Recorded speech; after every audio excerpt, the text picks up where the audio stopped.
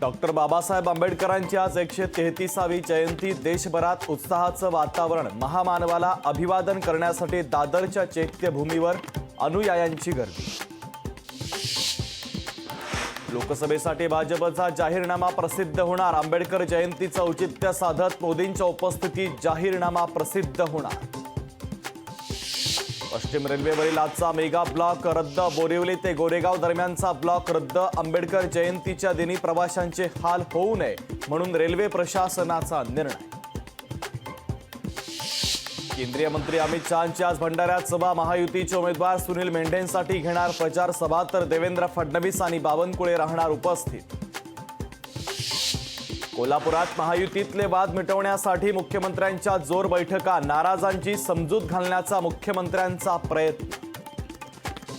धैर्यशील मोहिते पाटलांसह कुटुंबियांची शरद पवारांच्या राष्ट्रवादीत घरवापसी. आज पक्षप्रवेश. 16 एप्रिलला दाखल करणार उमेदवारी अर्ज. लोकसभा निवडणूक कुणाची जिरवण्यासाठी नसून पंतप्रधान निवडणुकीसाठी. रणजितसिंह निंबाळकरांचा म्हाड्यात नवा नारा.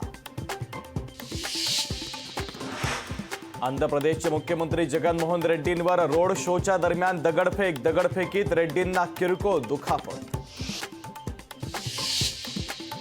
इस्रायलशी संबंधित जहाजावर इराणचा कब्जा.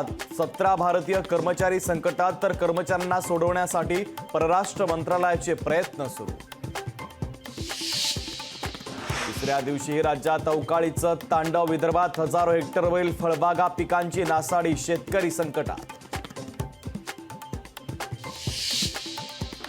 अंधेरी सबवे पूरमुक्तीसाठी आणखी 209 कोटी रुपये खर्च. सर्व कामे पूर्ण होण्यास किमान 3 ते 4 वर्ष लागणार. यंदाही पूल पाण्याखाली जाण्याची शक्यता.